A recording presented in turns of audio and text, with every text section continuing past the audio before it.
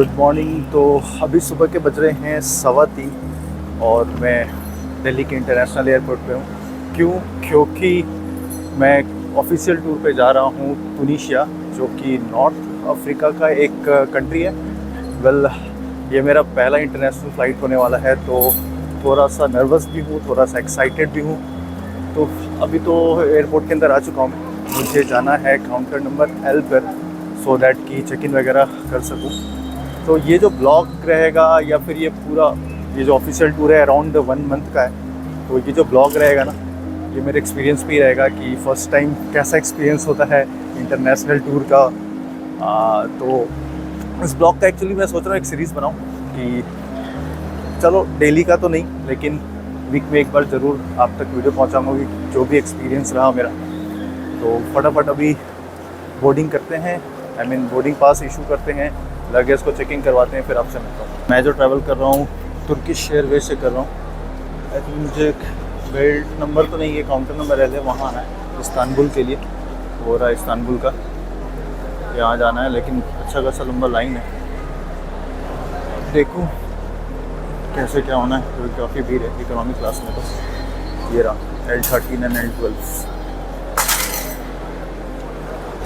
चीज़ तो अच्छा हुआ, ये जो लाइन है मुझे ज़्यादा वेट नहीं करना पड़ा, क्योंकि मैंने ऑलरेडी जो है सीट बुक कर रखा था तुर्किश एयरवेज़ के ऐप से। तो मेरे लिए अच्छा हुआ कि मुझे तुरंत बस 2-3 बंदे मेरे आगे, फिर फटाफट जो है हम बैगेज देते हैं यहाँ पे, फिर इमिग्रेशन वगैरह होगा वो चेक करते हैं और आगे बढ़ते हैं। सो बोर्डिंग पास जो है इशू हो चुका है और हमें जाना है गेट नंबर 1 पे, जो कि यहाँ है। यहाँ से सिक्योरिटी चेक इन होगा और साथ में इमिग्रेशन भी होगा उसके बाद। तो चलते हैं गेट नंबर 1 पे। भीड़ तो यहाँ पे भी है काफ़ी ज़्यादा।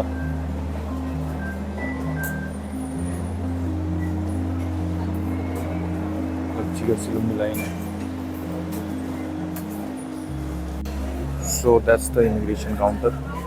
यहाँ से इमिग्रेट करने के बाद फिर आगे जाएंगे। पूरा जो सिक्योरिटी चेक इन होगा इसके बाद ही होगा, पहला इमिग्रेशन हो जाएगा उसके बाद। चलो, इमिग्रेशन तो हो चुका है और इस पर आप देखोगे तो डिपार्टेड का स्टैम्प भी लग चुका है। बट जो मेरी बोर्डिंग स्टार्ट हुई है 6:10 में स्टार्ट होगी, और अगर मैं इस बोर्ड पे देख रहा हूँ ना, तो थोड़ा सा, वैसे तो 6:20 का फ़्लाइट है, बट 6:40 दिखा रहा है अभी एस्टिमेटेड टाइम। अगर लेट हुआ तो दिक्कत होगा। ऐसा है कि इमिग्रेशन यहाँ वाला तो आराम से हो गया, बट जब आप वहाँ तुनिस पहुँचोगे या फिर किसी भी कंट्री में जब पहुँचते हैं, तो वहाँ का जो इमिग्रेशन है ना, वो थोड़ा सा प्रॉब्लम तो नहीं, वो थोड़ा सा हार्ड होता है, टफ होता है। क्योंकि आप ऑब्वियसली उसके कंट्री में जा रहे हो, तो वो ज़्यादा पूछते हैं कि क्या है, क्यों आए हो, कब तक रुकोगे, ये सब। और यहाँ से इंडिया में बस उन्होंने देखा कि वीज़ा कब से कब तक का है, 1-2 सवाल के क्यों जा रहे हो और पहली बार जा रहे हो क्या। फर्स्ट टाइम था मेरे लिए, इसीलिए तो बस यही कुछ था, और कुछ था नहीं इमिग्रेशन में ज़्यादा कुछ। उसके बाद तो बैग तो दे दिया था, जो मुझे डायरेक्टली जो है वो तुनिस में मिलेगा। बाकी अपने पास एक बैकपैक है, नॉर्मल केबिन बैग जो है, दैट्स ऑल। तो भाई साहब, अभी बात ऐसी है कि मेरे पास बच गए हैं 2 घंटे। अभी हो रहा है 4:30 एग्जैक्टली, और 6:30 को फ़्लाइट है। कितना देर वेट करना पड़ेगा यहाँ, 2 घंटे। क्या करूँगा क्या नहीं, पता नहीं। कुछ ब्लॉग ही एडिट कर लेता हूँ, नहीं तो ऑफिस का 1-2 काम है वो कर लेता हूँ। चलो फिर जब बोर्डिंग स्टार्ट होगी फिर आपसे मिलता हूँ। Bye bye.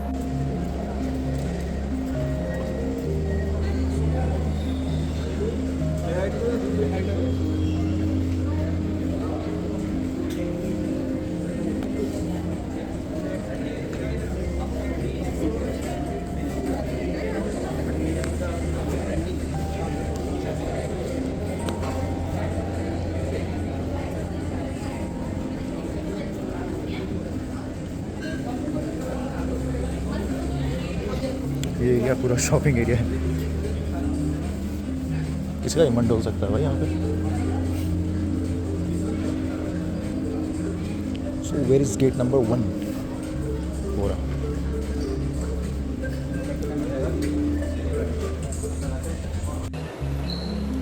अगर आपको बोर्ड दिख रहा होगा तो यहाँ पे देखो, इस्तांबुल TK 717।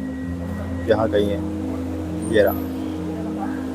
तो ये जो है 6:20 की फ़्लाइट है, बट 6:40 शो करा जो मैंने पहले बताया था। तो अब 2 घंटे जब वेट करना है तो मैं सोच रहा हूँ कि अब उसमें जब फ़्लाइट पे जाऊँगा तो उसके बाद भी ओवरऑल जो है फ़्लाइट इस्तांबुल, मतलब from India to Istanbul around 6 hours का फ़्लाइट है। तो वो वहाँ भी सर्व करेंगे 2 घंटे बाद ही मुझे कुछ भी फूड। तो मैंने सोचा चलो कुछ खा पी लेते हैं। तो एक बर्गर ले लिया है मैंने, क्योंकि सुबह 1-1:30 बजे का उठा हुआ हूँ, बहुत कस के भूख लगी हुई थी। तो फिर खाते खाते आपको एक बात बताता हूँ कि अभी जैसे ओवरऑल जो है ना फ्लाइट, वो मुझे तुनिश पहुँचने में अप्रॉक्स जो लगेगा ना 13 आवर्स लग जाएंगे। वो कैसे? अभी इंडिया से जो इस्तांबुल है, इस्तांबुल में 5 आवर्स का लेओवर है। तो यहाँ से अराउंड वही 6 आवर्स 5 आवर्स का वो, और फिर वहाँ से 2 आवर्स का फर्दर फ्लाइट है। तो नहीं 3 घंटे का है। मतलब मैंने मैक्सिमम बताया, जैसे कि 5 आवर्स बोला तो दैट इज़ 4 आवर्स 50 मिनट्स। तो उस तरह से मिला के टोटल 13 आवर्स या 13 to 14 आवर्स का टोटल जर्नी होने वाला ही आफ्टर 6:20। अभी तो और उसमें ऐड कर लो तो समझो 20 घंटे तक ट्रैवल करना पड़ेगा। चलो फिर सब तक खाते हैं और फिर बोर्डिंग स्टार्ट होगी, आपको बताता हूँ। एक मज़ेदार बात बताता हूँ मैं। आज जो है ना मैं टाइम ट्रैवल करने वाला हूँ पास्ट में। वो कैसे, वो दिखाता हूँ। ये देखो, आज की फ़्लाइट जो है हमारी वो दिल्ली टू इस्तांबुल है, देन इस्तांबुल टू तुनिशिया है, ठीक है। तो अभी जो दिल्ली से फ़्लाइट है that is around 6:20 AM, okay. अब 6:20 AM वाली फ़्लाइट जो है इस्तांबुल कितने बजे पहुँच रही है? 10:30 AM को। सो अराउंड ये 4 आवर्स ले रही है, राइट? अगर आप देखोगे टाइम के हिसाब से तो 6:20 टू 10:30 4 आवर्स, बट जो ट्रैवलिंग टाइम है वो है 6 आवर 40 मिनट। तो जो मैं बोल रहा था टाइम ट्रैवल, जो मैं पीछे टाइम को पीछे जाऊंगा, ये एक्चुअली क्या है ना कि जब आप दिल्ली से इस्तांबुल की तरफ जा रहे हो तो 2.5 आवर वहाँ का टाइम जो है ना पीछे चलता है। तो दैट विल बी लाइक 2-2.5 घंटे पीछे हो गए। तो आप देखोगे तो अराइवल टाइम तो 10:30 है, बट मेरा टोटल टाइम ट्रैवल जो है ना 6 आवर्स 40 मिनट्स का है। उसके बाद जो है वहाँ लेवर जो मैं बता रहा था 5 आवर्स का है, that is 4 hour 55 minutes. Then again जब इस्तांबुल से 3:25 PM यानी शाम को मेरी फ़्लाइट है दैट इज़ तुनिशिया के लिए। तो यहाँ पे आप देखो तो 3:25 से 4:25, तो इस्तांबुल में मैं 3:25 में चढ़ूँगा और 4:25 को तुनिश पहुँच जाऊँगा। बट द थिंग इज़ कि अगेन आप यहाँ देखो 1 घंटा दिख रहा है ना ये टाइमिंग, बट ट्रैवल टाइम जो है वो 3 घंटे का है। तो टाइम तो ज़्यादा स्पेंड कर रहा हूँ मैं, बट घड़ी के हिसाब से टाइम धीरे कटने वाली है। तो वही मैं बोल रहा था, टाइम ट्रैवल करने वाला हूँ मैं।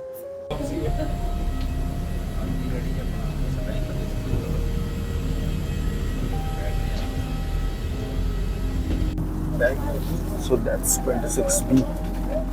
Oh wow.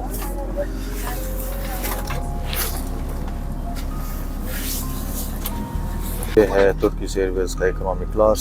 यहाँ पे इंफोटेनमेंट के लिए आपको अलग अलग लैंग्वेज में बहुत सारे मूवीज़ वगैरह होंगे, उसको एक्सप्लोर बाद में करेंगे। जैसे आप सीट पे आओगे आपको एक ब्लैंकेट मिलेगा, एक हेडफोन मिलेगा और एक पिलो मिलेगा। ये इनका ऐड है, तुर्किश एयरवेज अपना ऐड दिखा रहे हैं।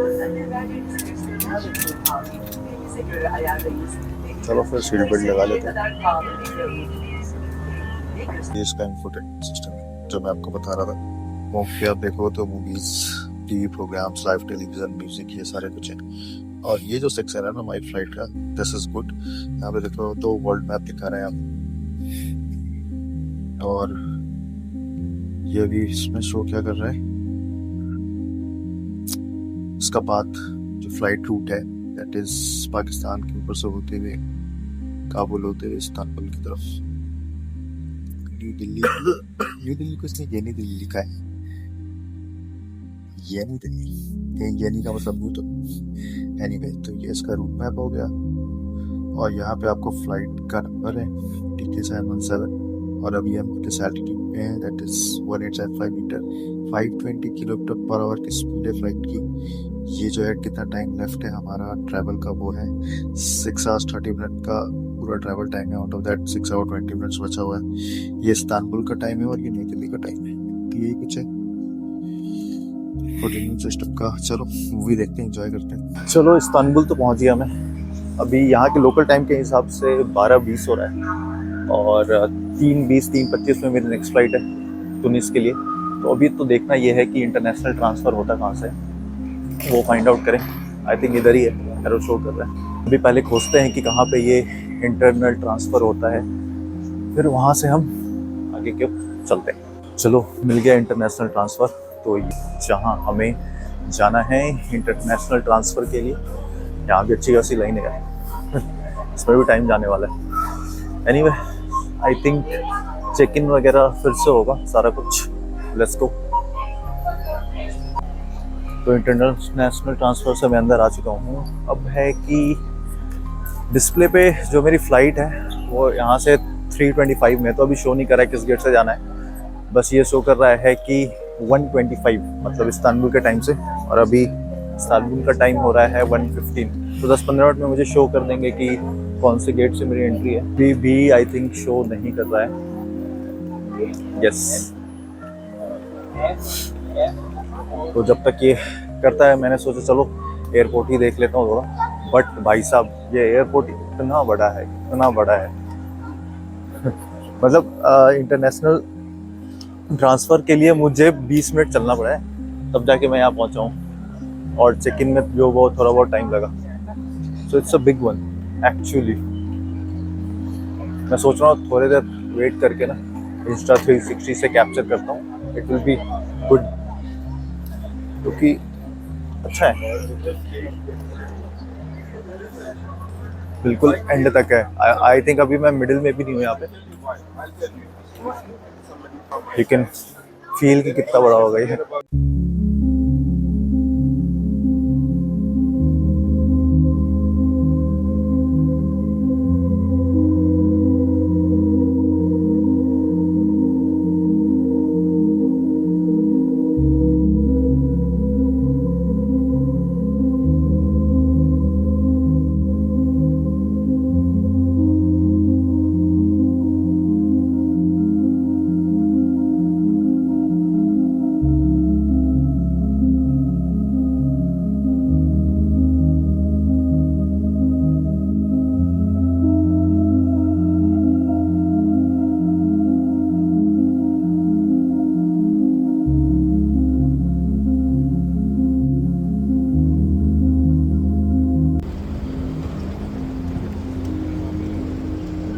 सो वहाँ है कुछ F2 उस तरफ जाना है। फन दिख रहा है, F2 तक जाना है।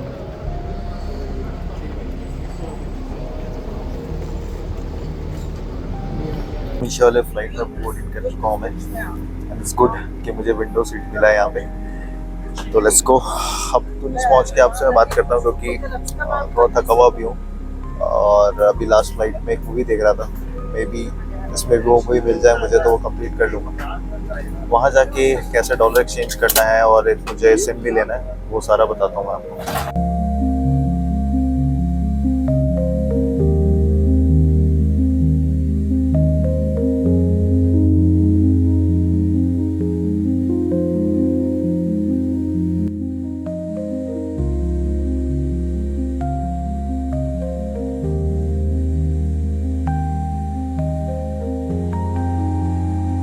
सो दैट्स बेल्ट नंबर 4 जहाँ से मेरा लगेज मिलेगा मुझे। और यहीं पे करेंसी एक्सचेंज का था, तो वहाँ जाके मैंने अपना $100 को तुनिस दिनार में कन्वर्ट करवा लिया। तो ये है उसकी रिसीट। अराउंड $100 का मुझे मिला है 287.2 TD तुनिशियन दिनार।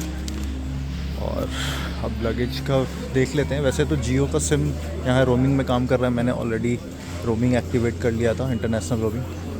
देखता हूँ मैं उस पर रिचार्ज करूँगा या फिर मे बी यहाँ पे ऑरेंज सिम मिलता है उसको ख़रीदता हूँ। वैसे जो जियो का टाई अप है वो ऑरेंज के साथ ही है। सो मैं तो आ चुका हूँ गेस्ट हाउस के पास एयरपोर्ट से। बट गेस्ट हाउस की चाबी जो है ना वो थोड़ी देर बाद मिलेगी। जिसके पास है उसे अभी हाफ एन आवर या 1 आवर लगेगा आने में। तो मैं एक रेस्टोरेंट में आ गया था जस्ट टू इंजॉय मोजितो। तो जब तक मैं मोजितो इंजॉय करता हूँ मैं आपको कुछ इंटरेस्टिंग बात बताता हूँ। हुआ ये, एयरपोर्ट से निकला, इमिग्रेशन हो गया। इमिग्रेशन में उन्होंने ज़्यादा कुछ पूछा नहीं, क्यों आए हो और कहाँ रुके हो, बस ये 2 सवाल थे। पासपोर्ट वगैरह चेक किया, वीज़ा का डेट वेट चेक किया, उसके बाद जाने दिया। बट हुआ क्या मेरे साथ कि वहाँ से मैं निकला, उसके बाद जो भी मेरे पास बैग था, एक बैकपैक था और एक स्विंग बैग था, तो ये मैंने चेक इन में डाल दिया। उन्होंने चेक किया। अब वहाँ से मैं निकला और अपना पासपोर्ट जो अपने बैग में रख रहा था, अचानक से एक आदमी बोलता है पासपोर्ट हुज पासपोर्ट। तो हम बोले हुज पासपोर्ट? अरे मेरा है भाई, और किसका है? बट एक्चुअली वो पुलिस था और वो चाह रहा था मेरा पासपोर्ट चेक करना कि दिस वैलिड और नॉट।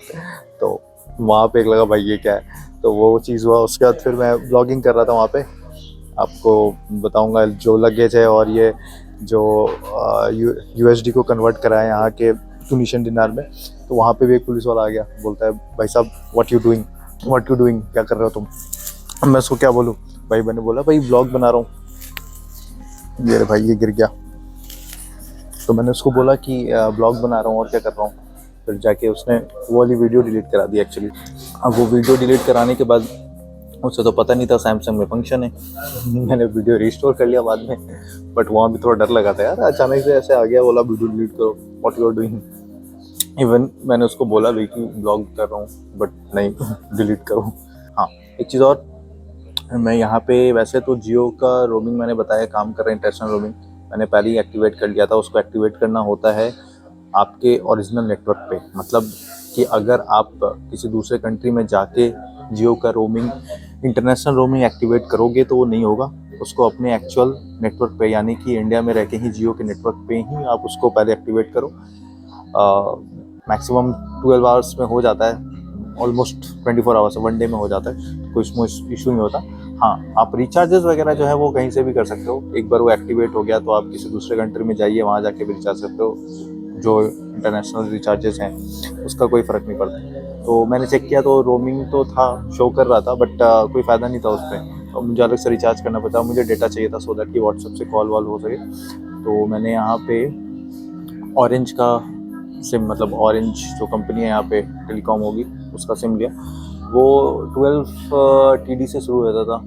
अब 12 का था, एक 32 का था, 40 का था, depending on how much GB you get for 1 month की वैलिडिटी थी। तो मैंने 30 GB वाला लिया, 25 GB वाला लिया, 30 GB वाला लिया, 38 TD का था, वो ले लिया। अब है कि चलो डेटा रहेगा, ऐसे तो जहाँ जाऊँगा वहाँ पे वाईफाई रहेगा ही, बट इन केस इधर उधर घूम रहा हूँ या फिर जहाँ वाईफाई अवेलेबल नहीं है, जैसे अभी वाईफाई अवेलेबल नहीं है, कहीं कॉल वॉल करना है, तो है कि उसमें जो डेटा है उससे कॉल किया जा सकता है। तो बस यही था। अब वेट करता हूँ चाबी मिले, जाऊँ ऊपर थोड़ा रेस्ट करूँ। मोर देन 24 आवर्स हो गया, 24 आवर्स तो नहीं हुआ है, हो ही जाएगा 3-4 घंटे में, यानी 18 घंटे अराउंड हो गए हैं। मेरे जगह मतलब सो के उठा हूँ 18 घंटे हो गए हैं। फ्लाइट में अच्छे सोए, उन्हें आँख से पता चल रहा होगा थका हुआ हूँ। चलो बाय, रेस्ट करते हैं। एक बार गेस्ट हाउस से पहुँच के अगर मौका मिला तो बात कर लेंगे आपसे, नहीं तो वैसे गेस्ट हाउस में जाके ब्लॉग एंड करते हैं। तब तक के लिए बाय।